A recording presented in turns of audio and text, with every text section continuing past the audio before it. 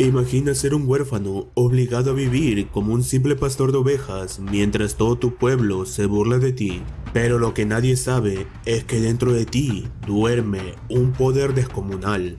Antes de fallecer, tu madre te hizo prometer que lo ocultarías y que nunca llamarías la atención de los nobles. Por eso viviste soportando el desprecio de todos, ocultando quién eres realmente. Pero esta vez todo cambiará, porque para descubrir quiénes eran realmente tus padres, finalmente liberarás tu verdadero poder.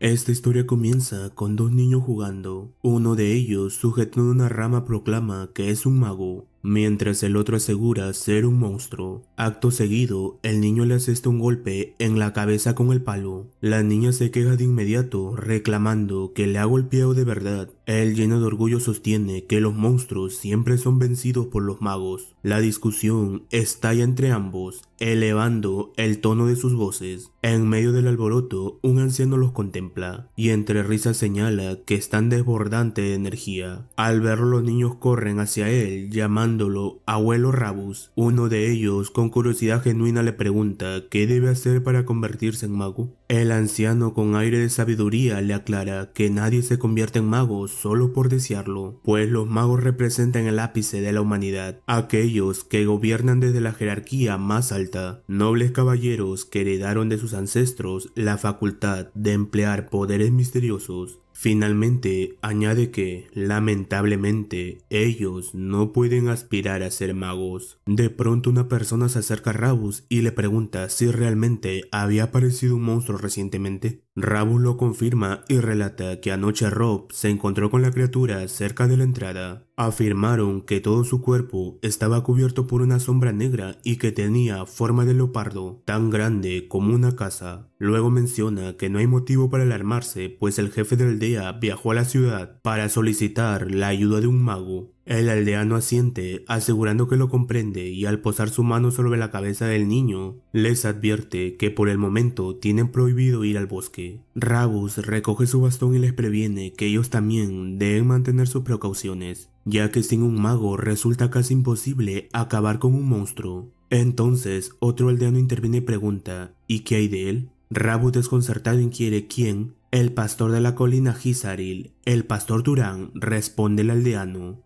La escena cambia y observamos al prota recostado sobre una oveja. Mientras contempla el cielo piensa que está realmente aburrido. El mismo paisaje, el mismo día, una y otra vez. A este ritmo cree que terminará olvidando incluso cómo hablar. De pronto una voz irrumpe llamándolo mocoso patético. Es Rabus, que continúa recriminándole que ni siquiera el sol ha empezado a ponerse y él ya está holgazaneando. El prota, sin alterarse, le pide que se mueva porque le está tapando el sol. Rabus le reprocha su falta de educación y le pregunta si todavía guarda resentimiento por aquel accidente. El muchacho responde con frialdad que si con accidente se refiere al día en que su madre murió y él intentó convertir descriminadamente las ovejas en propiedad común, entonces sí. Rabus apenas alcanza a toser. El prota prosigue, asegurando que no es tan generoso como para compartir la herencia de su madre, y acto seguido le exige que diga de una vez lo que vino a decir y se marche. Rabus vuelve a reprender su insolencia llamándolo mocoso, pero el prota, con tono serio, repite su pregunta. Entonces el anciano le relata la aparición del monstruo. Aseguran que tiene forma de leopardo y que es tan grande como una casa. El prota, acariciando su oveja con tranquilidad, reconoce que se trata de un problema serio. Rabus le pregunta si no siente miedo, ya que es el blanco más probable en los alrededores. Finalmente le informa que el jefe de la aldea fue a la ciudad a solicitar un mago, así que deben tener cuidado. Añade que vino porque estaba preocupado por él. El prota replica que no está siendo del todo honesto, que debería admitir que le preocupan más las ovejas que él mismo, y vuelve a insistir en que si ya terminó se marche, pues su aliento apesta tanto que le pudre la nariz. Sin añadir palabra, Rabus se dispone a irse. El prota reflexiona entonces que los monstruos son bestias capaces de blandir un poder misterioso y magia. Si los humanos cuentan con magos, las bestias tienen monstruos. Luego, con curiosidad creciente, se pregunta si realmente llegará un mago a la ciudad, ya que sería la primera vez que vería uno en persona. Sin embargo, si es el jefe de una aldea rural quien lo convoca, probablemente no sea nada especial, aunque siga siendo un mago. Aún así, entusiasmado, declara que quiere verlo, intrigado por descubrir cuán fuerte será. En ese instante, un olor capta su atención. Lo identifica con precisión. Es el olor inconfundible de la sangre. Ya por la tarde en el bosque, el prota avanza siguiendo ese rastro metálico que se impregna en el aire. Finalmente encuentra el cuerpo de Rabus tendido en el suelo, sin vida. Al contemplarlo, concluye que esa herida no pudo haber sido causada por un animal salvaje ordinario. Todo apunta a que fue obra de un monstruo. Sin embargo, algo más reclama su atención. Al alzar la mirada, la criatura ya se encuentra frente a él. La escena cambia al interior de una casa, donde un niño pregunta cuán fuertes son los monstruos y si de verdad ni siquiera los adultos pueden vencerlo. Su padre le responde que ni siquiera un grupo de hombres como él sería capaz de derrotar a uno, pero le asegura que no debe temer, pues el jefe de la aldea fue en busca de un mago que someterá al monstruo. El niño, lleno de curiosidad, quiere saber si el mago castigará a la bestia. Su padre lo confirma con convicción, afirmando que los magos son seres grandiosos, nacidos con el poder de la magia, capaces de matar a un monstruo con una sola palabra. La escena regresa al bosque. El monstruo lanza un grito estremecedor que sacude el aire. El prota, imperturbable, lo observa en silencio y acto seguido pronuncia con claridad la palabra muere. El impacto del hechizo sacude a la criatura, obligándola a retroceder. Al verla aún en pie, se pregunta si su ataque no funcionó, pero no tiene tiempo para más dudas. El monstruo se abalanza con rapidez feroz. Él articula la orden, detente, aunque la bestia se mueve con agilidad y esquiva el hechizo. Reconoce que la palabra muere no surtirá efecto definitivo, aunque esperaba al menos frenarlo. Con destreza evade el ataque y sacando una piedra de su bolsillo declara que entonces un pastor debe hacer lo que hace un pastor. El monstruo carga nuevamente hacia adelante. El prota utiliza endurecer sobre la piedra, añade velocidad a su onda y mientras la hace girar a toda potencia, incorpora perforar. La piedra sale disparada con fuerza abrumadora, pero la criatura apenas consigue esquivarla. Aprovechando el polvo levantado, el monstruo se lanza con sus garras afiladas, listas para desgarrar. Sin perder la calma, el prota pronuncia con serenidad: apunto a la cabeza. La piedra suspendida, aún en el aire, cambia de trayectoria y se incrusta violentamente en el cráneo de la bestia, derrotándolo por completo. Tras contemplar los estragos, el prota admite que es la primera vez que utiliza esa técnica contra un monstruo. Observando el cadáver se pregunta si debería arrojarlo a algún valle o algo parecido. Finalmente concluye que esos bastardos de la aldea realmente saben cómo darle trabajo.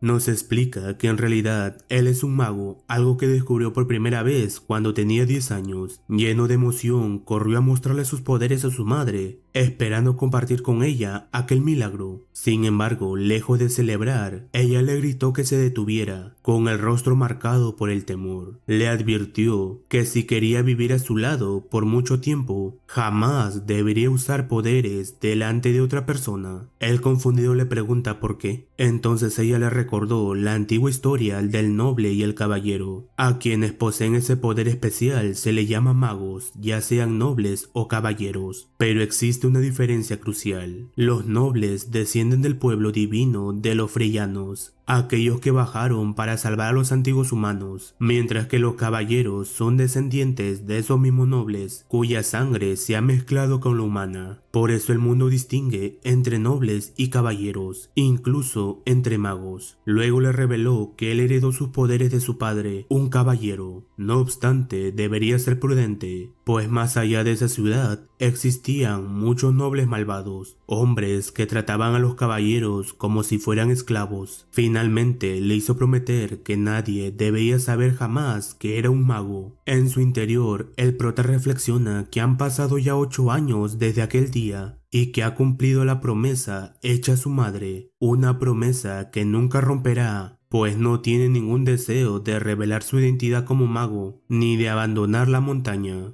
De pronto, alguien comienza a golpear su puerta. Decide salir y se encuentra con varios aldeanos observándolo con desprecio. Tras una breve charla, el prota, bostezando con evidente indiferencia, pregunta si entonces lo están acusando de haber matado a Rabus. Un aldeano furioso lo agarra de la ropa y reafirma la acusación. Luego exclama que él hirió al viejo Rabus y lo arrojó a los monstruos para que lo devoraran. El prota, con absoluta calma, asegura comprender la intención de incriminarlo. Señala que mientras el hombre más anciano de la aldea murió solo, los jóvenes estaban demasiado asustados para enfrentarse al monstruo. Finalmente declara que entiende por qué consideran que esa es la mejor salida, pues de ese modo resulta más fácil echarle la culpa. El aldeano no soportó más sus palabras y lanzó un golpe directo. El prota lo esquivó con facilidad y contraatacó de inmediato con un cabezazo que impactó de lleno en el rostro del hombre. Al verlo caer, los demás aldeanos se abalanzaron también para atacarlo. Sin perder la compostura, el prota utilizó magia para hacer que uno de ellos tropezara y cayera al suelo. Luego evitó el ataque del otro y, arrebatándole su propia arma, lo dejó inconsciente de un solo golpe. Finalmente, imbuyó su puño con un poco de magia de viento y con un único impacto certero dejó fuera de combate a todos los presentes. Mientras los hombres yacían derrotados, el prota le soltó que habría sido mejor gastar esas energías en el funeral de Rabus. Después dirigió la mirada hacia las aldeanas que se encontraban cerca y les preguntó si también habían venido a pelear. Ellas negaron con rapidez, asegurando que solo habían ido a verlo. Entonces les ordenó que se llevaran a esos idiotas con ellas. Ya en el interior de su cabaña, el prota reflexionó que el pueblo pronto se convertirá en un caos, utilizando lo ocurrido como excusa para estafarlo cuando fuera a comerciar. Aún así pensó que no era un problema, pues siempre podía golpearlos hasta que le ofrecieran un trato justo. Añadió para sí que después de la paliza que les dio no regresarían por un buen tiempo, pero en ese instante volvieron a tocar su puerta. Exasperado, murmuró que definitivamente debían estar locos. Irritado, abrió y preguntó qué querían. Sin embargo, se sorprendió al descubrir que no eran los aldeanos, sino otra persona. El prota le preguntó su identidad. El hombre se disculpó, explicando que durante su viaje pensó en solicitar un favor, aunque parecía haber llegado en un momento inoportuno. Al observarlo, el prota se preguntó si sería un viajero.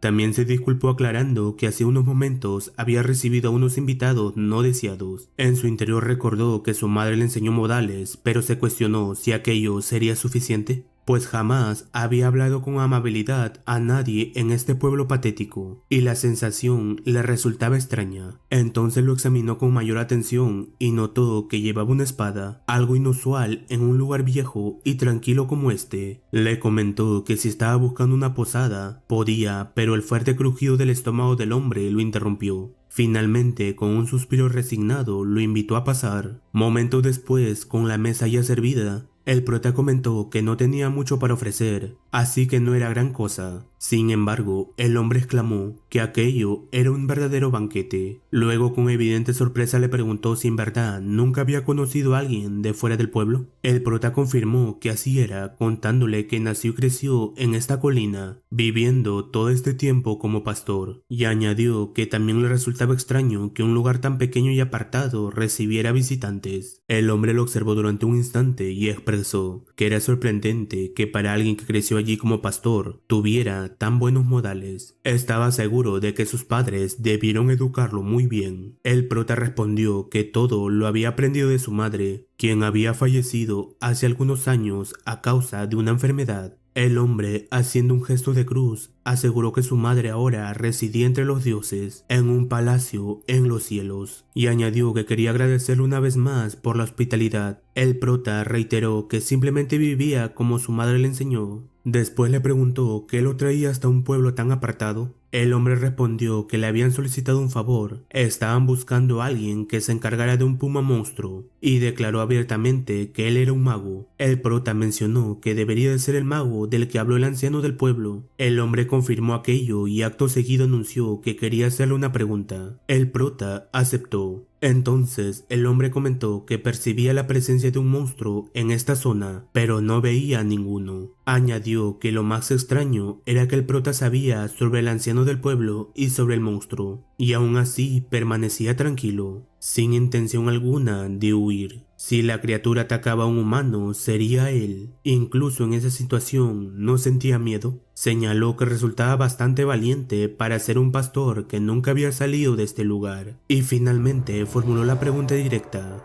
¿quién eres? En ese instante, recuerdos del pasado cruzaron la mente del prota. Se vio a sí mismo preguntándole a su madre por qué nadie debía saber que era un mago. Ella le explicó que era por los nobles malvados, no eran nobles pastores como ellos, capaces de tratarte con cariño como si fueras familia, pero también de venderte o sacrificarte si lo consideraban necesario. Afirmó que no deseaba esa clase de vida para él, por eso debía recordar siempre lo mismo: nadie podía saber que era un mago, especialmente otros magos, porque si lo descubrían lo convertirían en su perro pastor, alguien a quien usar y desechar en cualquier momento. Para evitar que descubrieran su identidad, habría situaciones en las que podría verse obligado incluso a eliminar personas. Con la mirada endurecida, el prota se preguntó internamente si la situación había llegado ya a este punto. El hombre, al notar su silencio, preguntó por qué no respondía, y entre risas añadió que poner esa cara solo hacía que la broma se volviera incómoda. El prota, relajando un poco la expresión, se preguntó si todo aquello había sido una broma. Luego se disculpó admitiendo que no tenía muy buen sentido del humor. El hombre, reconociendo su parte, aseguró de quien debía disculparse era él por haberle puesto tan nervioso. El prota comentó que era la primera vez que escuchaba una broma hecha por un mago, así que lo tomó por sorpresa. El hombre señaló que su expresión había sido un tanto entretenida, y estrechándole la mano indicó que hasta este momento no se había presentado formalmente. Su nombre era Keorn y era un viajero. El prota respondió al apretón de manos y se disculpó también por no haberse presentado antes. Entonces se identificó como Turán, un pastor de ovejas. Ya por la tarde, ambos revelaron sus edades. Turán tenía 18 años y Keorn 75. Con evidente sorpresa, el prota comentó que no aparentaba su edad. Keorn explicó que los magos envejecen más lento que la gente común,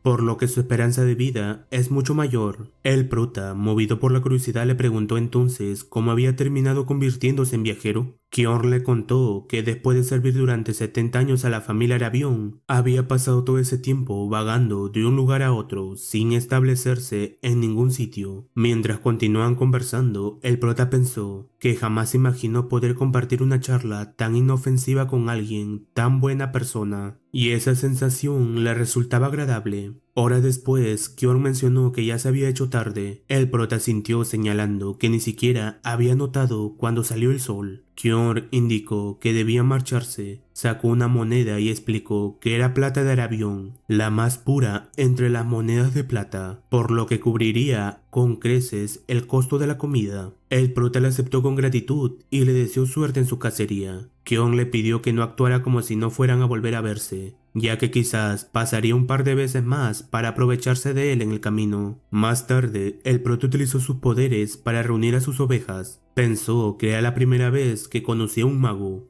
pero más que eso, se preguntó cuánto tiempo había pasado desde que sostuvo una conversación tan cómoda. Había en Keorn una naturalidad y un humor en su manera de hablar que superaban a cualquier adulto que hubiera conocido en su vida. Sin duda, era una buena persona. Siempre creyó que los caballeros no eran más que perros de caza sin emociones, herramientas al servicio de los nobles arrogantes. Finalmente se preguntó cómo debería decirle que ya no había monstruos en la colina Gisaril. La escena cambia. Keorn confundido piensa que algo no encaja.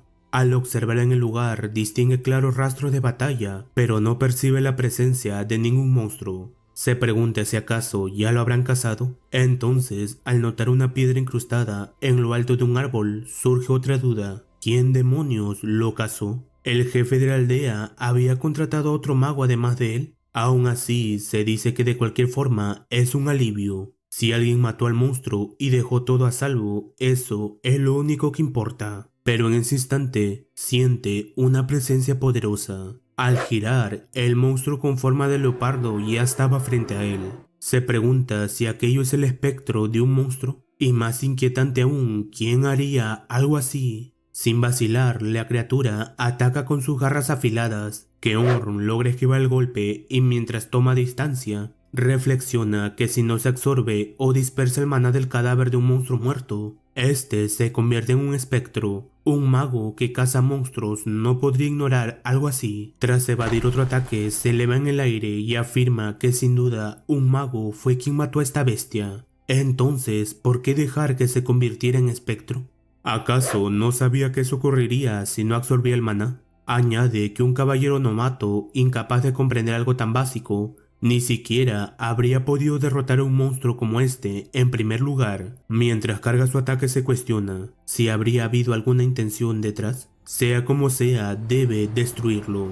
Acto seguido dispara una ráfaga amarilla, pero al impactar, el ataque es dispersado por el monstruo. Con expresión de asombro, Kyorn comprende que su magia ha sido anulada, lo que significa que el maná de la criatura es superior al suyo. En el siguiente instante, el monstruo desaparece de su vista. En alerta, intenta localizarlo con la mirada, pero ya está detrás de él, conectando un ataque antes de que pueda reaccionar. En su mente, Kyorn reconoce que ese nivel no es algo que un simple caballero pudiera enfrentar. Como mínimo, necesitaría ser un noble de rango bajo para tener una oportunidad. Retrocede varios metros y agitado admite que nunca imaginó encontrarse con un espectro de tal calibre. Resignado piensa que quizás este sea su final. Sin embargo, reuniendo coraje declara que no morirá obedientemente. Aunque tenga que caer, se llevará a esa cosa con él. Entonces cargó mana en su mano derecha y al mismo tiempo ambos se lanzaron hacia adelante.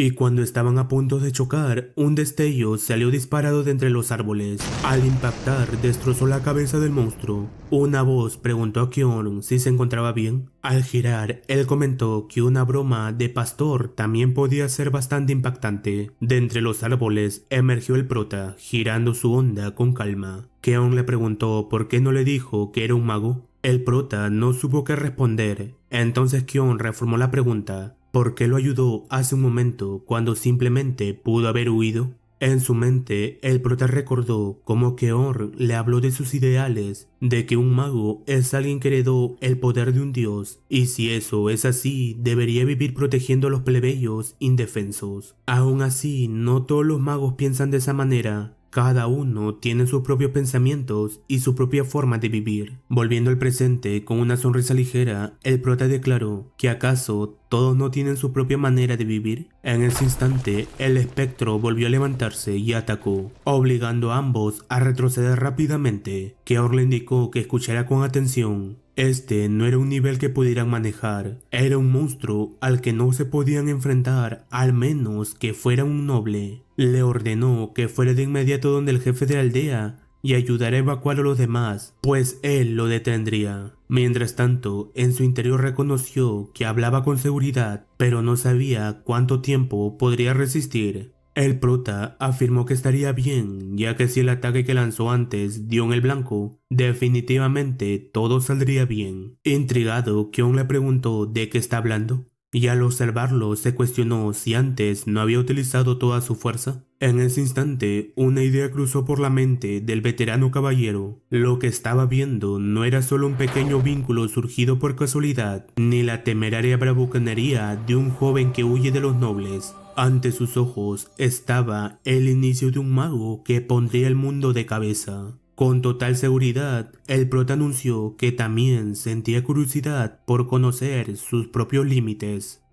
Kyorn afirmó que no se lo permitiría por muy sobresaliente que fuera su talento. Ese bicho era un oponente difícil, así que debían unir fuerzas. En ese instante, la bestia estuvo a punto de atacar a Kyorn, pero en el último segundo fue salvado por un ataque del prota. En su mente, Kyorn comprendió que ahora mismo solo estorbaría. Ni siquiera pudo reaccionar a ese último movimiento. Lo que debía hacer era permitir que el talento de Turan floreciera. Con sorpresa, el prota notó que sus ataques no estaban funcionando. El monstruo volvió a arremeter, pero logró esquivarlo. Kyorn le advirtió que no se puede matar a un espectro con ataques físicos. Tomando distancia, el prota preguntó entonces cómo debía acabar con él. Kyorn respondió que con fuego relámpagos. Sin embargo, cuando lo intentó, los ataques no produjeron el menor efecto. Confundido, el prota afirmó que no funcionaba. Keon exclamó que ese no era el punto. En su interior reflexionó que para aplicar el poder de un mago sobre otro ser vivo, es necesario establecer la causalidad adecuada, un requisito básico. Se preguntó si acaso Turan ni siquiera conocía el fundamento más elemental de un mago. Entonces surgió otra duda. ¿Podría ser que él fue quien mató al monstruo y lo dejó para que se convirtiera en espectro? Eso significaría que Turan jamás había absorbido maná en su vida. Le gritó que no se limitara a encender fuego, sino que lo creara y luego lo disparara. El prota se detuvo en seco y generó fuego desde sus manos. Al verlo, Kior pensó que si eres un mago, crear fuego no debería ser difícil, pero controlar ese fuego requiere un entrenamiento completamente distinto. Sin embargo, el prota manifestó una bola de fuego y acto seguido la lanzó contra el monstruo, impactándolo de lleno.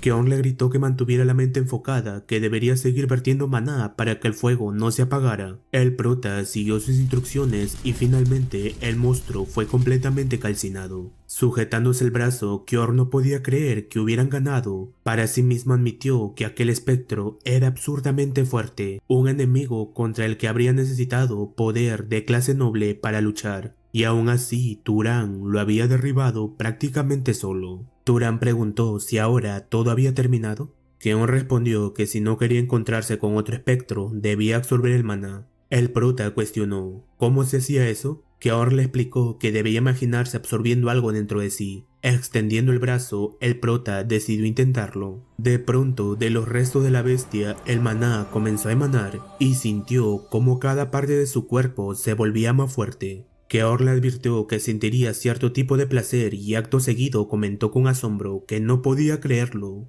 ni siquiera después de verlo con sus propios ojos. Le preguntó si de verdad esa había sido su primera vez absorbiendo maná, y el prota lo confirmó. Observándolo, Keor pensó que después del primer despertar, el maná crece lentamente con la edad, y que la mejor forma de hacerlo aumentar es matando monstruos o magos para absorber su maná. Sin embargo, aquella había sido la primera vez de Turan, y aún así ya era capaz de manejar magia a ese nivel, lo que significa que su poder se encontraba en otra liga. Entonces Keon llamó al prota y se disculpó por haber sido tan grosero. A continuación le preguntó a qué casa pertenecía. El prota se limitó a responder que primero debía secar su sangre. Más tarde, con el brazo vendado, Keon volvió a disculparse por su rudeza, diciendo que alguien tan estimado tuviera que curarlo era motivo suficiente para ofrecer disculpas. El prota respondió que ya le había dicho muchas veces que no era alguien estimado, que solo era un pastor que ni siquiera sabía quién era su padre, y le pidió que por favor se detuviera. Keon accedió a su petición y le pidió que no lo mirara así. Seguido le preguntó por qué un mago tan poderoso como él sería un simple pastor. Añadió que no pretendía menospreciarlo, pero aquel oficio no parecía encajar con alguien de su calibre. El prota le revela que todo había sido un pedido de su madre, quien le rogó que mantuviera esa vida hasta el día de su muerte, pues bajo la montaña habitaban nobles y si descubrían que era un mago lo utilizarían para sus propios fines y después lo desecharían sin contemplaciones. Keoren asintió con comprensión, reconociendo la sabiduría de aquella mujer y admitiendo que no estaba del todo equivocada. Los magos poseen un poder inmenso que inevitablemente atrae conflictos.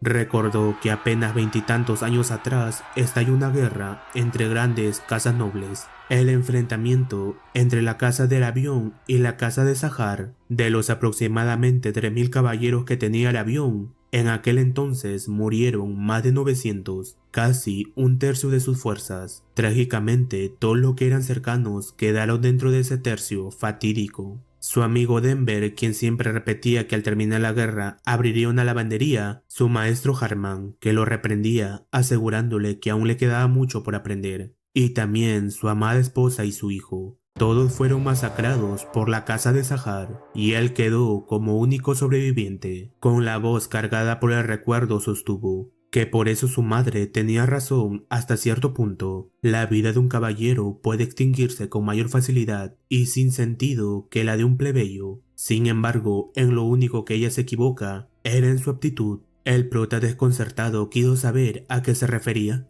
Keon, con evidente incomodidad, confesó que le resultaba embarazoso admitirlo. Señaló que él mismo era un caballero con una habilidad bastante destacable, y aún así, el prota había destruido al espectro con facilidad, algo que ni siquiera él logró hacer. Su potencial no era simplemente el de un caballero, como mínimo correspondía al nivel de un noble, y entre ellos poseía al menos una aptitud de rango superior. El prota recordó entonces que su madre siempre le aseguró que su padre era un caballero, y preguntó si aquello había sido una mentira. Keon aclaró que en raras ocasiones entre los nobles nace un hijo inferior al rango de caballero, o entre los caballeros surge uno con cualidades propias de la nobleza. En ese sentido, lo más prudente sería que el prota abandonara esa colina y saliera al mundo. Intrigado, el prota quiso saber por qué. Keon explicó que los humanos necesitan más nobles y caballeros, pues todavía no son los amos absolutos del mundo. Hace mucho tiempo, las otras razas que fueron expulsadas por los dioses permanecen aguardando una oportunidad para resurgir, y en medio de esa amenaza latente, los nobles no hacen más que enfrentarse entre ellos en guerra sin fin. Por eso afirmó que esta era necesita desesperadamente nobles fuertes y bondadosos como él,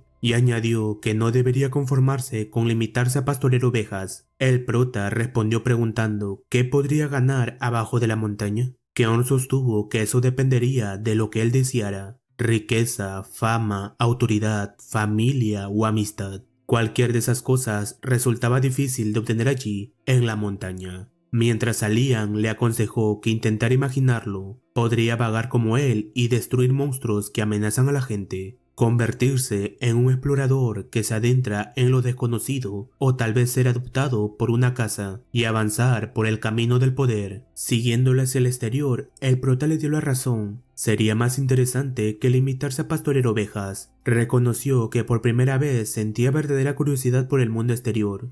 Keon aseguró que lo apoyaría en todo lo que estuviera a su alcance, y acto seguido le preguntó cuál era su habilidad de sangre. El prota, confundido, quiso saber a qué se refería. Keon se disculpó admitiendo que había olvidado que no sabía mucho de magia. Él aclaró que una habilidad de sangre es un rasgo que los nobles heredan de su ancestro, los Freyan. Poseer o no una habilidad de sangre es también lo que separa a los nobles de los caballeros. Mientras hacía manifestar fuego en su mano, le preguntó si hubo algún hechizo que hubiera sentido inusualmente fácil y simplemente cuando utilizó magia. El prota respondió que tenía buen olfato y que era hábil lanzando piedras. Keon, con cierta duda, observó la destreza con armas arrojadizas. Es uno de los rasgos característicos de la casa de Arabión, y le pidió que le contara más. Tras una charla más extensa, Keon manifestó que ahora comprendía. Con expresión sombría confesó que quería saber a qué casa pertenecían sus habilidades. El prota, lleno de curiosidad, preguntó ¿a cuál? Keon respondió que a una gran casa conocida como perseguidores o cazadores, y declaró que pertenecía a la casa Sahar, la misma que libró una guerra contra la casa Arabión. Con expresión nerviosa en su mente, el prota se preguntó si realmente pertenecía al mismo linaje que había eliminado a los amigos de Keon. Mientras lo observaba, dudó sobre qué debería decirle, si acaso correspondía ofrecer una disculpa. Sin embargo, Keon, tomándolo del hombro, le pidió que no adoptara esa expresión de preocupación, pues él no participó en aquella guerra. Era una situación provocada por adultos, y si intentaran lavar la sangre con sangre, la lucha jamás terminaría. El prota quiso saber si no le generaba remordimiento sugerirle que bajara de la colina. Keon sostuvo que si dejaba la colina y buscaba poder, probablemente acabaría uniéndose a la familia Sahar, ya que poseía habilidades sobresalientes después de todo. Aún así, confiaba en su carácter, en la bondad que había en él,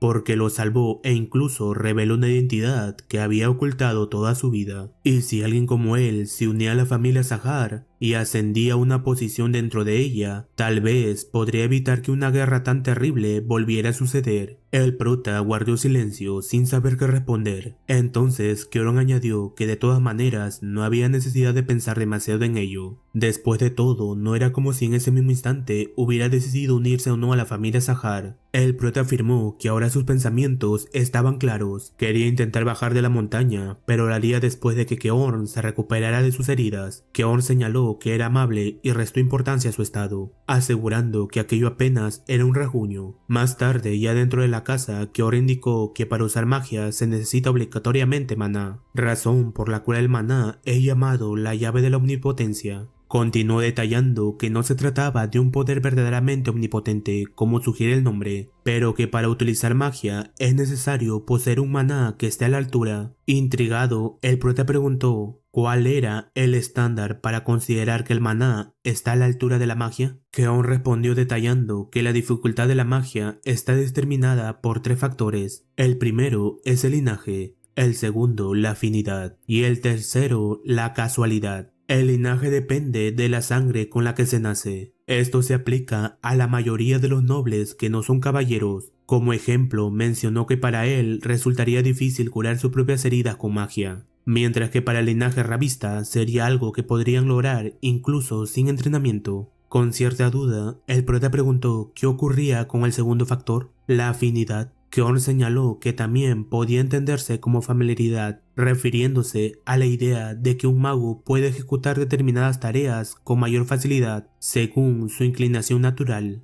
El prota planteó entonces el ejemplo de cuando crió una bola de fuego como si estuviera lanzando una piedra. Keon confirmó que era correcto. Probablemente si solo hubiera intentado generar llamas sin más, no habría alcanzado esa velocidad ni esa potencia. Finalmente, abordó el factor más importante, la casualidad. Admitió que era algo que ni siquiera él comprendía del todo y propuso un interrogante. ¿Qué sucedería si intentara matarlo directamente usando maná? El prota respondió que probablemente algo brillaría en su cabeza mientras envía maná en una taza. Keon indicó que esa era exactamente el fenómeno que ocurre por falta de casualidad, cuando no existe una causa apropiada para el resultado que desea obtener. Luego, haciendo brotar espuma de la taza, añadió que esto se manifiesta cuando lo que se intenta lograr es excesivamente difícil. El prota manifestó que comenzaba a comprender un poco el concepto de la casualidad, y también imbuyendo magia reflexionó que si quisiera matarlo, en lugar de gastar maná sin más, necesitaría proporcionar una causa de muerte,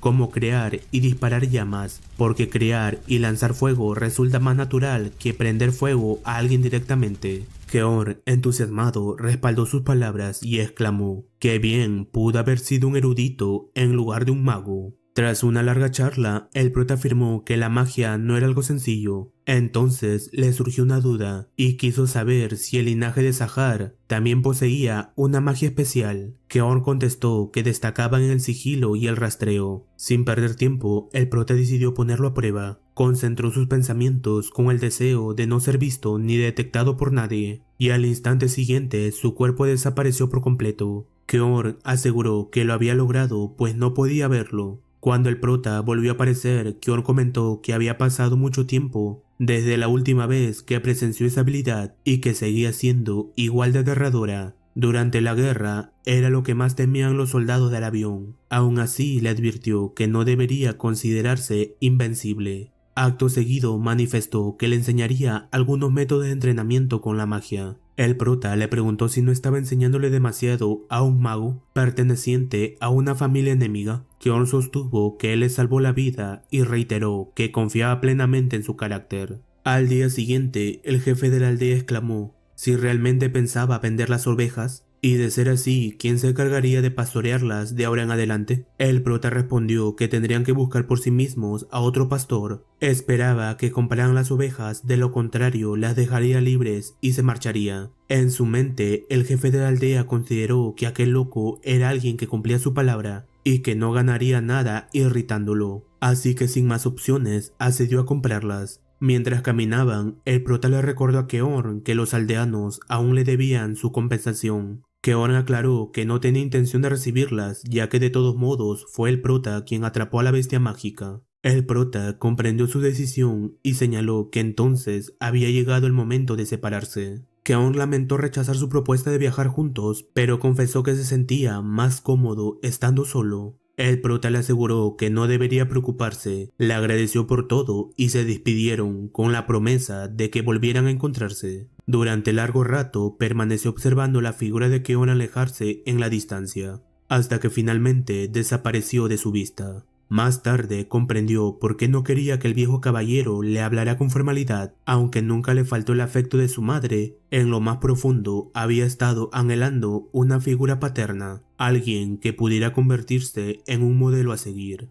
Después de eso, en medio del desierto, distinguió a lo lejos la silueta de varias personas. Se preguntó si serían mercaderes ambulantes que viajaban de aldea en aldea, así que decidió esperarlos para pedir indicaciones. El líder del grupo le recriminó por bloquear el camino. El prota aclaró que viajaba solo y quería saber cuál era la ciudad más cercana. El anciano respondió que si seguía el mismo sendero por el que ellos habían venido, llegaría a una ciudad llamada Murray. El prota le agradeció y se dispuso a marcharse, pero uno de ellos lo detuvo. Le reprochó que pensaba irse simplemente después de obtener información. Sostuvo que si recibía algo, debía dar algo a cambio. Mientras lo rodeaban con sus espadas, le exigieron que se quitara primero la bolsa que llevaba. El prota les preguntó si acaso eran bandidos. El hombre de barba replicó que sería mejor llamarlo imprudencia y añadió que aquel era un páramo donde nadie extrañaría a alguien si muriera. Apuntándole con la espada al cuello, le ordenó que se quitara la bolsa y la capa, mientras todavía estaban siendo amables, pues eliminarlo y despojarlo de todo resultaría demasiado sangriento y les daría mucho trabajo. El prota afirmó que comprendía, recordó la conversación que tuvo con Keor y esbozando una sonrisa declaró que tendría que practicar con ellos.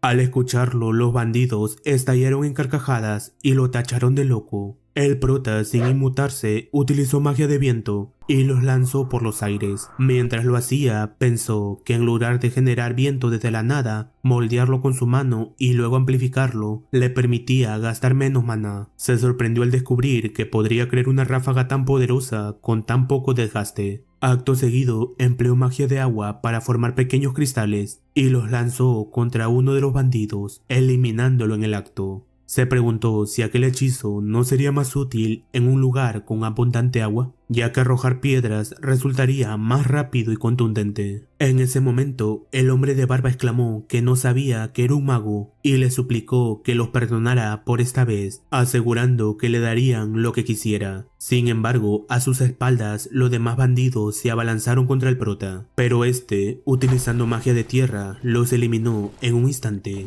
Luego se acercó al último bandido y le preguntó por qué lo habían atacado sin ningún plan. Pues si un viajero camina solo, bien podría ser un mago, como acababan de comprobar. El bandido, inclinando la cabeza, explicó que incluso cuando le hablaron de manera grosera, él respondió con una reverencia y lo saludó, por lo que asumieron que era una persona común. El prota le agradeció afirmando que había aprendido algo útil. El bandido, con la voz temblorosa, preguntó si lo dejaría vivir, pero algo ya se alzaba frente a él. En ese instante, el prota recordó las palabras de Keor. A partir de ahora conocería a muchas personas, pero jamás debía olvidar que no debía mostrar piedad con escorias como los bandidos, pues son del tipo que no duda en dañar a otros por su propio beneficio. Tras eliminar al último de ellos, el prota declaró que ya había perdido demasiado tiempo y decidió seguir el camino por el cual los bandidos habían arrastrado su carreta. Mientras caminaba, un pensamiento invadió su mente. Había eliminado personas. Sintió culpa, pero entendía que no podía simplemente dejarlos ir, porque la advertencia que recibió de Keon regresó a su memoria. Las personas capaces de decidir, sin duda, robar y matar por beneficio, volverían a atacar a otros en cualquier momento. El corazón caótico de Turan se calmó gradualmente al aferrarse a aquella enseñanza.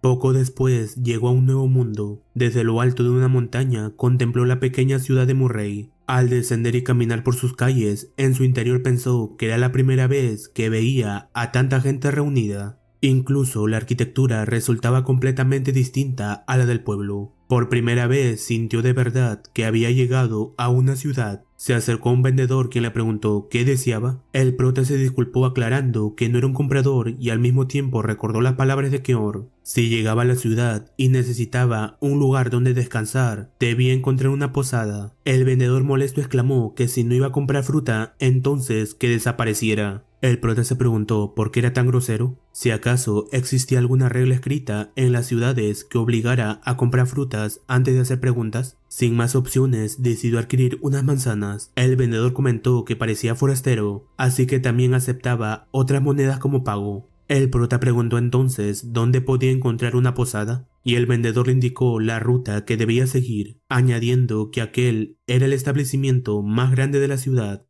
Ya en la posada, una mujer llamada Lena le dio la bienvenida. asegurando con una sonrisa que era un cliente apuesto. El prota preguntó por el precio la noche y ella respondió que eran 16 monedas. Él aceptó y mientras pagaba quiso saber si había algún monstruo cercano con recompensa. Lena no comprendió su pregunta. En su mente, el prota pensó que necesitaba matar monstruos y absorber su maná. Además, también le pagarían por cazarlos. Al notar que ella no respondía, le preguntó por qué guardaba silencio. Con una sonrisa, Lena señaló que en este mundo nada era gratis. Después de eso, mientras bebía algo, el prota preguntó qué era el ayuntamiento. Lena, sorprendida, comentó que realmente venía del campo. Le explicó que los ayuntamientos son los lugares donde se gestionan diversos asuntos públicos. Los funcionarios que trabajan allí son empleados por el señor de la ciudad. Probablemente ya estaría cerrado pues el sol se había puesto y si quería encontrar una recompensa por un monstruo debía acudir al día siguiente. Luego le preguntó si acaso era un cazador de monstruos. El prota respondió con otra pregunta queriendo saber qué era eso.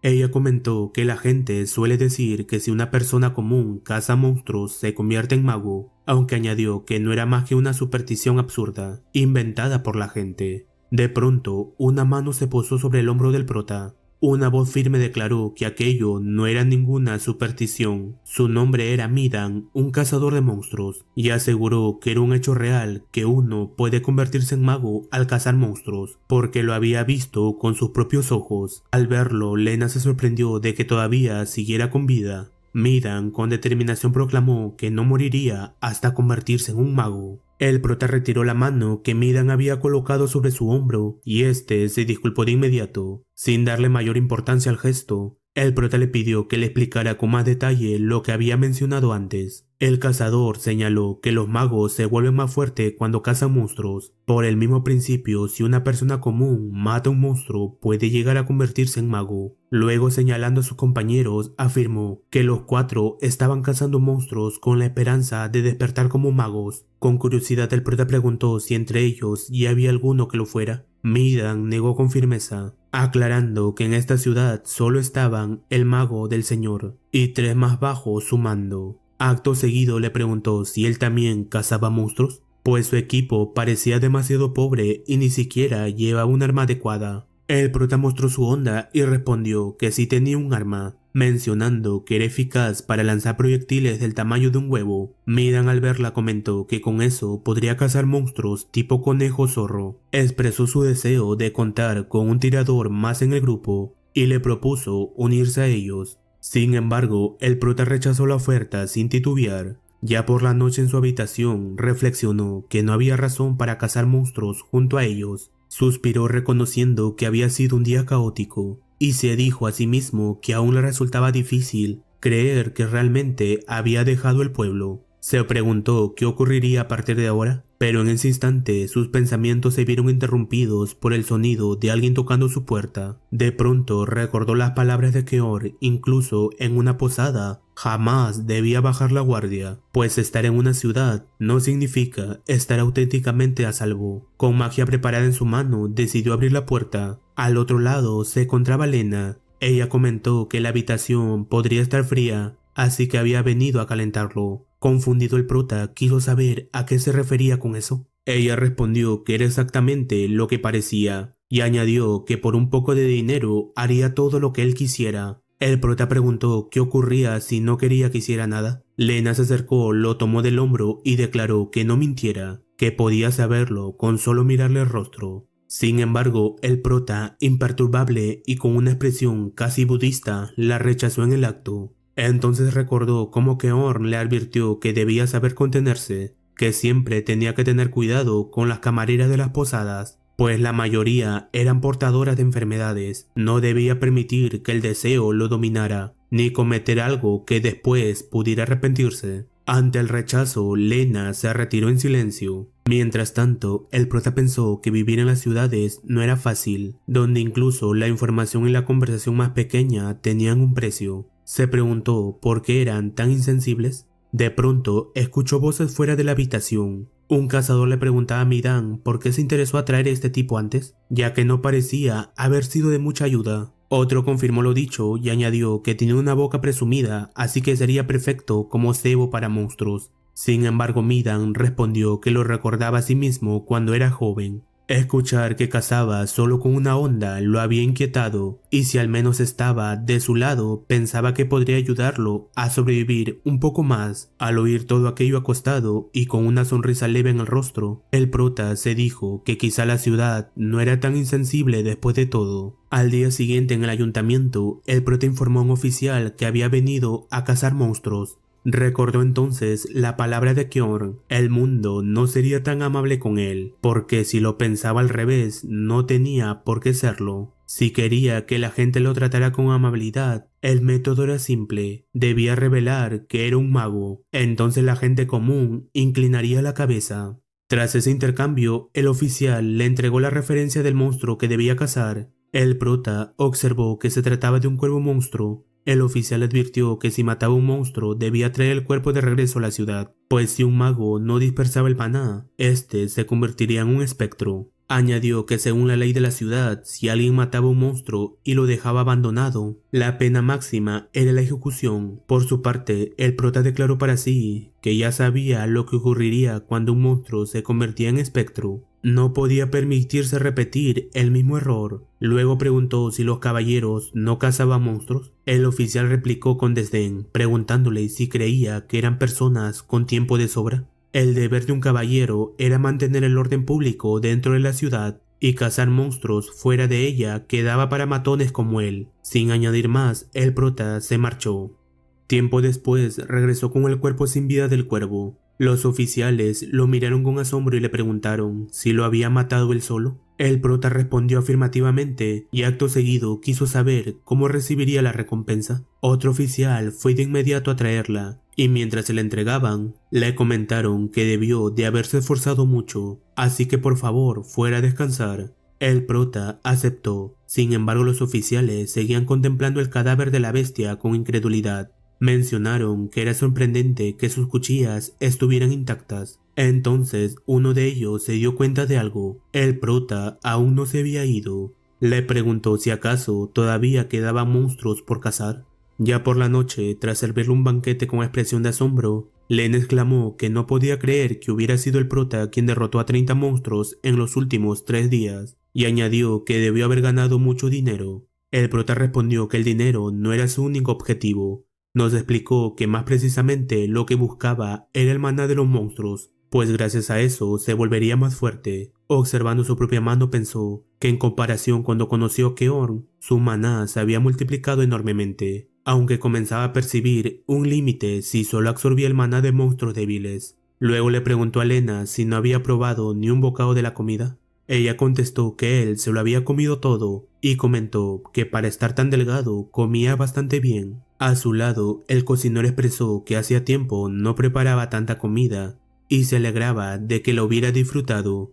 El prota aseguró que estuvo delicioso y se levantó de su asiento dispuesto a retirarse. En ese instante, alguien lo sujetó del abrigo y le preguntó si estaba comiendo algo rico él solo, llamándolo flacucho. A continuación, mencionó haber escuchado que últimamente había ganado bastante dinero y sugirió que tal vez podría compartirlo con ellos. Sin previo aviso, el prota lo golpeó en el rostro. El hombre que lo acompañaba también se lanzó contra él, pero el prota lo esquivó con facilidad y contraatacó con otro golpe. Mientras tanto, el primero, que ya se había incorporado, arremetió con una silla en las manos. El prota detuvo la silla con una sola mano y con un solo dedo golpeó su frente, enviándolo al suelo. Ante la escena, Lena le gritó que no pelearan dentro de la tienda. Luego de lo acontecido, frente a la habitación del prota, Midan se disculpaba en nombre de sus camaradas, asegurando que les dio una fuerte reprimenda y que no volvería a suceder. Comentó que últimamente estaban justos de dinero y que suponía que se dejaron llevar por los celos al verlo ganar tanto. Añadió que en unos 3 días probablemente ya no podrían pagar la habitación, aunque ese era su propio problema.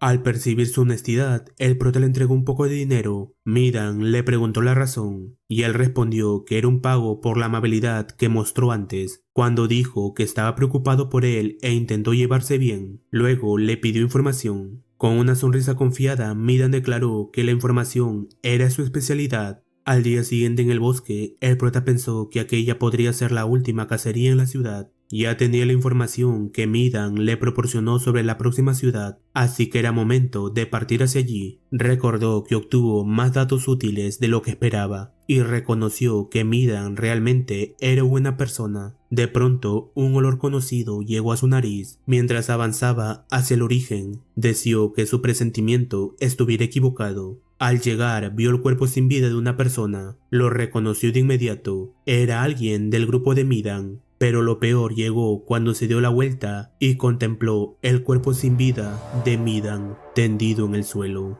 preguntándose en voz alta qué había sucedido. De pronto, a su espalda, una persona que aún agonizaba murmuró que fue un conejo monstruo. Al alzar la mirada, el prota divisó a la bestia observándolo fijamente. En el siguiente instante, el conejo arremetió hacia adelante a una velocidad impresionante. Sorprendido, el prota pensó que era demasiado rápido, por poco lo alcanzaba. Decidió sacar su honda y la hizo girar con fuerza, disparando varias piedras, pero el conejo las destruyó sin mayor esfuerzo. Al verlo, el prota dedujo que estaba acostumbrado a defenderse de armas arrojadizas. El conejo volvió a lanzarse a gran velocidad, pero se detuvo en seco al notar que el prota había desaparecido por completo. Sin perder tiempo, este reapareció a espaldas de la bestia y clavó una daga en su cuerpo. Después tomó distancia y volvió a desvanecerse. El conejo atacó frenéticamente en todas las direcciones, esperando que alguno de sus golpes diera en el blanco. Pero pronto comenzó a perder energía debido a la herida y finalmente cayó muerto. El prota reapareció y extendió la mano, comenzando a absorber el maná del monstruo. En su mente se dijo que la cantidad que absorbía era distinta, incluso mayor que la del monstruo leopardo que encontró la primera vez. Con sus últimos esfuerzos, el hombre que agonizaba quedó asombrado al comprender que el prota era un mago. Este le preguntó si alguno de los cuatro tenía familia para poder entregarle sus pertenencias. Entre lágrimas, el hombre negó con la cabeza.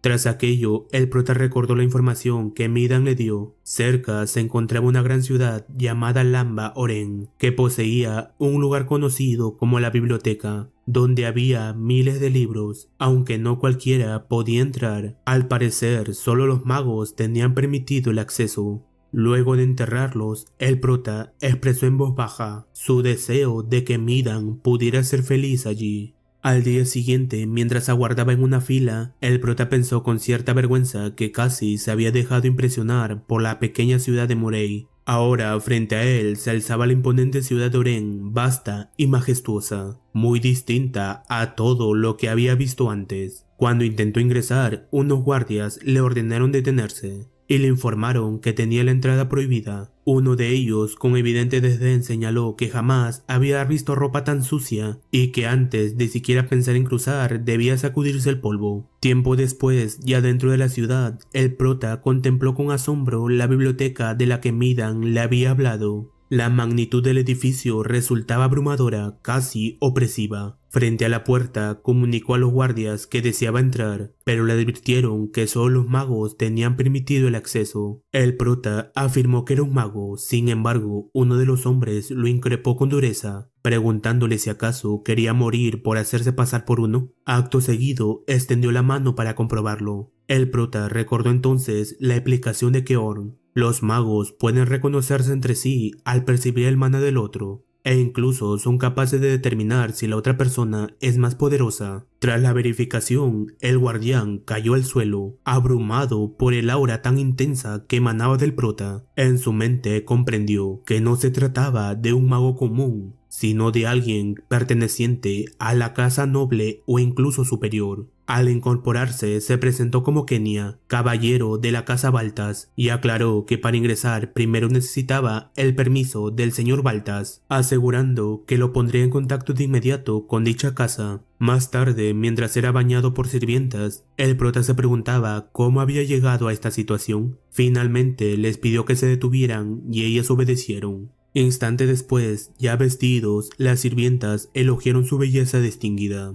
De pronto, una mujer entró en la habitación y al verlo preguntó si él era el invitado que había aparecido con aspecto de mendigo. Añadió que después de lavarse y cambiarse, parecía un príncipe. El prota se presentó con el nombre de Turán y ella hizo lo propio, identificándose como Aceya. La joven sintió curiosidad por saber de qué casa provenía, pero el prota señaló que por razones personales no podía revelarlo. Aquella respuesta despertó aún más la intriga de Acela. decidió entonces gastarle una pequeña broma y sin previo aviso comenzó a expulsar maná, esperando que el prota respondiera de la misma manera. Ante aquella presencia, el prota también liberó su maná. El aura de ambos chocó con imponencia, expandiéndose con fuerza en el aire hasta tensar el ambiente. Acto seguido decidieron detenerse. Acela, con las manos temblorosas, apenas podía reír, como si la emoción y la impresión se mezclaran en su pecho. Luego se acercó al prota y sin rodeos le preguntó si quería casarse con ella. La pregunta lo dejó sin palabras, permaneció en silencio mirándola fijamente, incapaz de reaccionar. Acela, al notar su expresión, señaló que solo se trataba de una broma, pero enseguida, adoptando un semblante más serio, añadió que aún así lo pensara, pues el asiento junto a ella estaba vacío en este momento. Dicho eso, se retiró. Por su parte, el prota observó su propia mano, que también temblaba, y en su mente reflexionó que como mínimo ella poseía el mismo nivel de maná que él.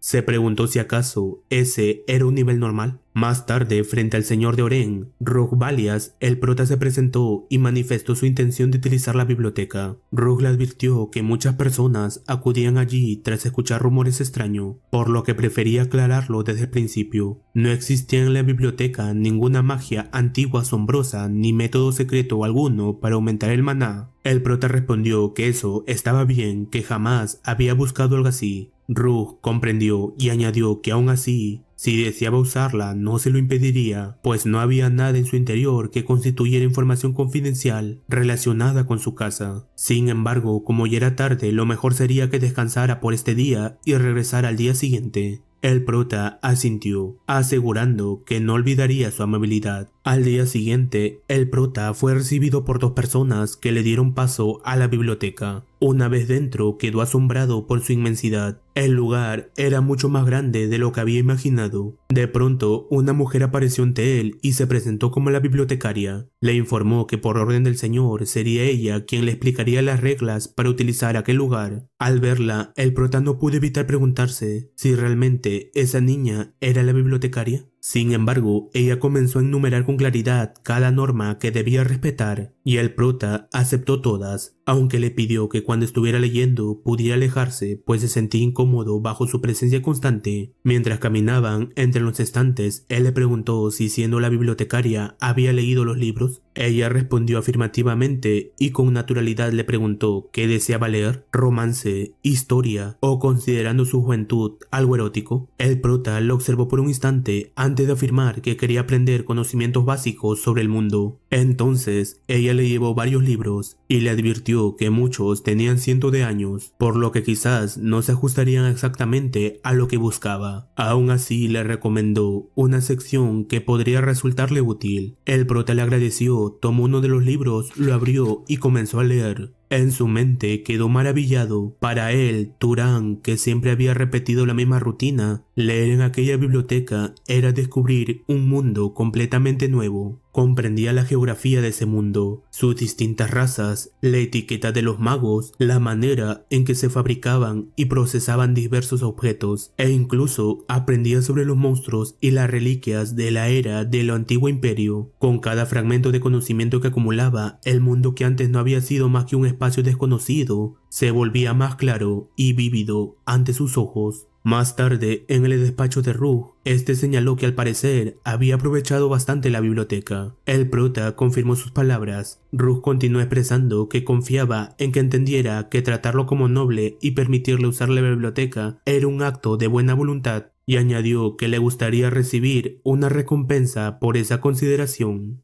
El prota le pidió que le dijera cuál era su voluntad. Rogue le reveló que un monstruo había aparecido al norte de Oren y que había estado atacando a los viajeros. El prota preguntó si deseaba que lo cazara. Rogue respondió que 4 caballeros enviados para someterlo no regresaron, pues fueron devorados. Luego, llevándose la mano a la frente, añadió que al parecer un noble tendría que intervenir personalmente, pero que en ese momento su casa solo podía movilizar a 2, y si el prota participa serían 3, lo cual resultaba mucho más seguro. El prota afirmó que entendía. En su interior pensó que proteger a las personas era el deber de un mago. Sin embargo, algo le parecía extraño. ¿No se suponía que los magos solían ser el tipo que no se involucraba en asuntos como este? Reflexionó confundido. Entonces, Rook señaló que el camino del norte que había sido bloqueado era una ruta comercial importante para Oren y que llevaba ya 10 días cerradas, por lo que deberían despejarla cuanto antes. Al oír aquello, el prota comprendió que todo había comenzado antes incluso de su llegada y entendió por qué le habían permitido usar la biblioteca con tanta facilidad. Más tarde, ya con el grupo de caza listos, mientras se estiraba, Acela comentó que su padre realmente era impresionante, pues incluso movilizaba a un invitado para cazar un monstruo. Se preguntó si acaso eran tan poco confiables. Luego se disculpó con el prota, aclarando que no le estaba culpando, solo señalaba que su padre estaba haciendo un gran escándalo. En ese momento, la persona que estaba a su lado se presentó como Marvin Baltas y expresó que esperaba que trabajaran bien juntos. El prota respondió que igualmente. Mientras avanzaban, Acella manifestó que terminarían aquello rápido y volverían a descansar. Entonces, acercándose, Marvin le preguntó al prota si estaba interesado en su hermana mayor, refiriéndose a Acella. El prota, algo confundido, lo negó y Marvin expresó que era un alivio.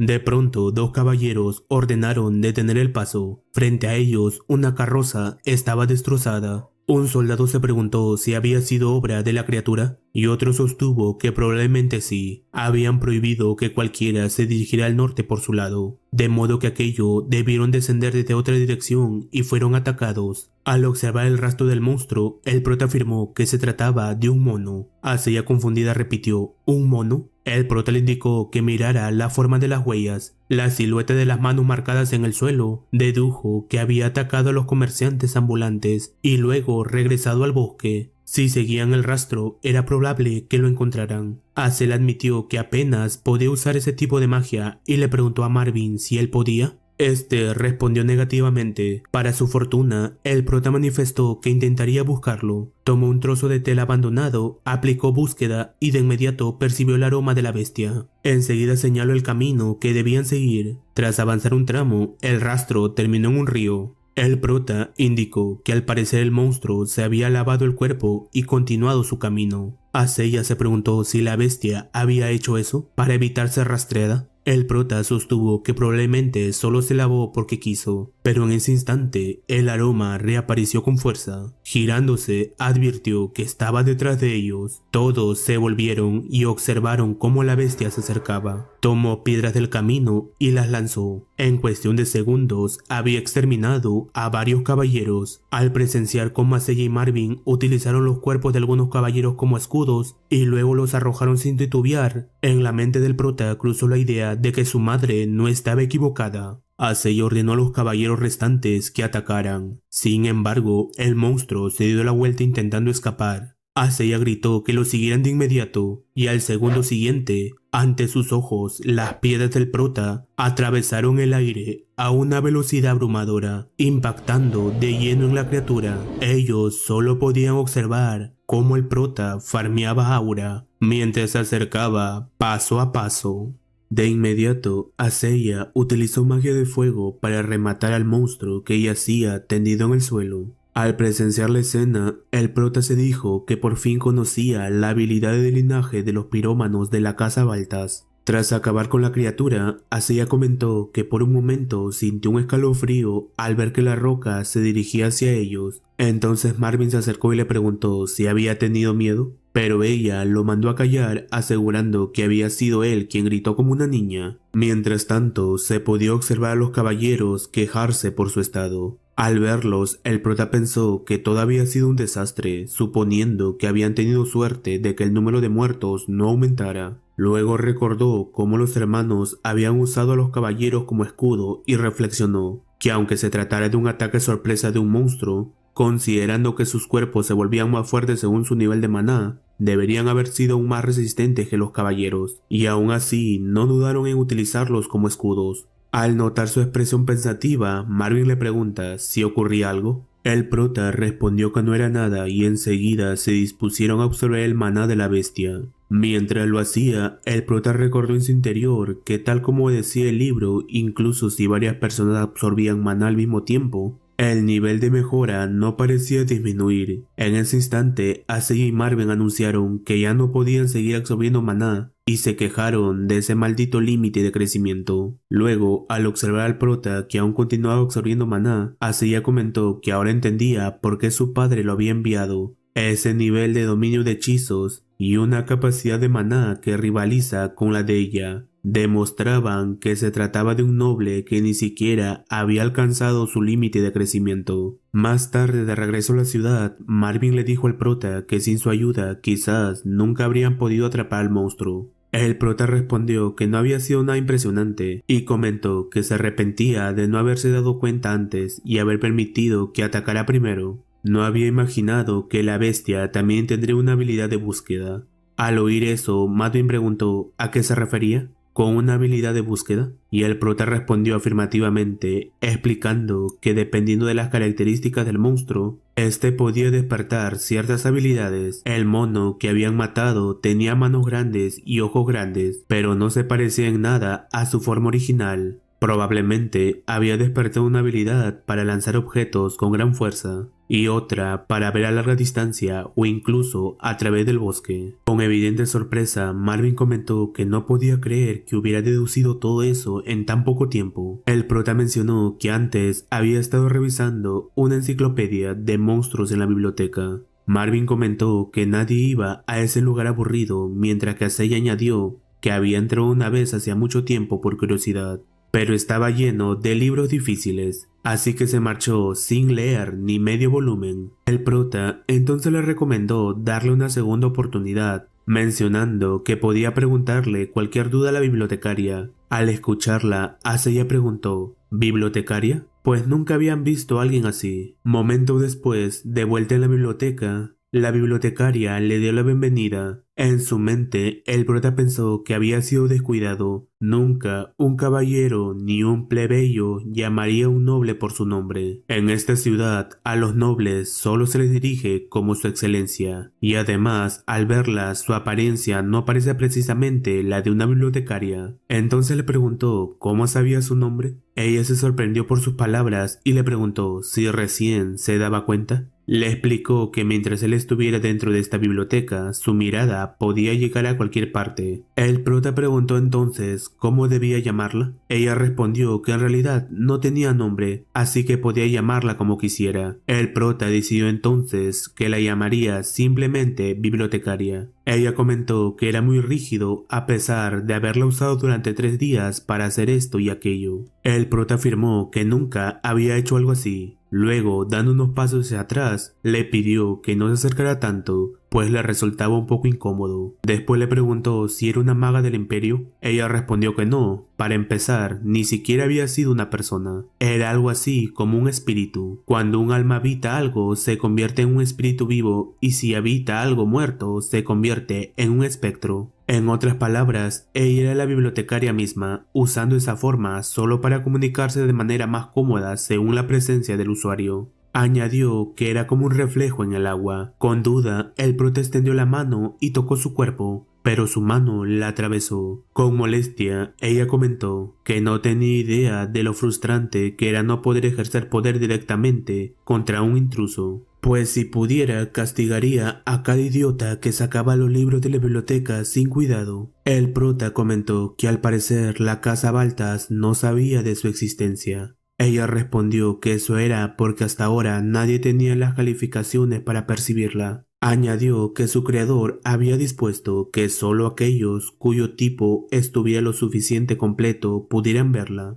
El prota preguntó ¿a qué se refería con tipo? Ella respondió que era de lo que llamaban linaje. Entonces él le preguntó si podía decirle algo sobre su linaje. La bibliotecaria señaló que debía preguntárselo a sus padres. El prota respondió que era huérfano. Entonces ella se dispuso a revisarlo, explicando que primero necesitaba su consentimiento para examinar su cuerpo. El prota aceptó. Acto seguido, ella se acercó y metió su mano dentro de su cuerpo. Comentó que había algunos fragmentos pequeños, pero que los más grandes eran los linajes de perseguidor y cazador. Sin embargo, con sorpresa detectó uno más y declaró que estaba mezclado, lo que significaba que era el resultado de 2 personas con linajes diferentes. El prota preguntó cuál era el otro. Ella comentó que tampoco lo sabía, pues aún estaba sellado. Añadió que un linaje sellado no era algo tan raro en combinaciones de linaje y que a medida que se volviera más fuerte se abriría de manera natural. El prota comprendió y luego pensó en su madre. La recordaba demasiado educada y refinada para ser una plebeya. Así que tal vez era descendiente de algún noble, aunque de un linaje tan diluido que ni siquiera podía sostener maná al nivel de un caballero. Agradecido señaló que lo entendía más o menos. Tras descubrir la verdadera identidad del espíritu de la bibliotecaria, Turan ya no continuó estando solo, siguió preguntando sobre libros y pidiendo explicaciones.